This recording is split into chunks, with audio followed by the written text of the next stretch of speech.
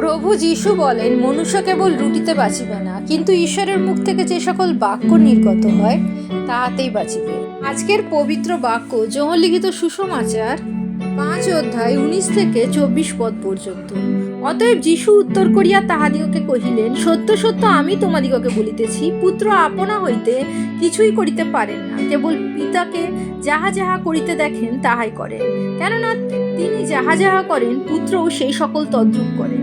কারণ পিতা পুত্রকে ভালোবাসেন এবং আপনি যাহা যাহা করেন সকলেই তাহাকে দেখান, আর ইহা হইতেও মহৎ মহৎ কর্ম তাহাকে দেখাইবেন, যেন তোমরা আশ্চর্য মনে করো। কেননা পিতা যেমন মৃতদিগকে ওঠান ও জীবন দান করেন, তদ্রূপ পুত্রও যাহাদিগকে ইচ্ছা জীবন দান করেন।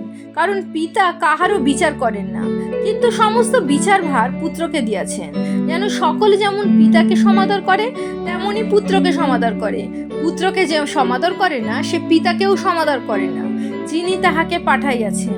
সত্য সত্য আমি তোমাদিগকে বলিতেছি, যে ব্যক্তি আমার বাক্য শুনে ও যিনি আমাকে পাঠাইয়াছেন তাহাকে বিশ্বাস করে, সে অনন্ত জীবন প্রাপ্ত হইয়াছে এবং বিচারে আনিত হয় না, কিন্তু সে মৃত্যু হইতে জীবনে পার হইয়া গিয়াছে। ইহাই প্রভুর বাক্য। ঈশ্বরের ধন্যবাদ।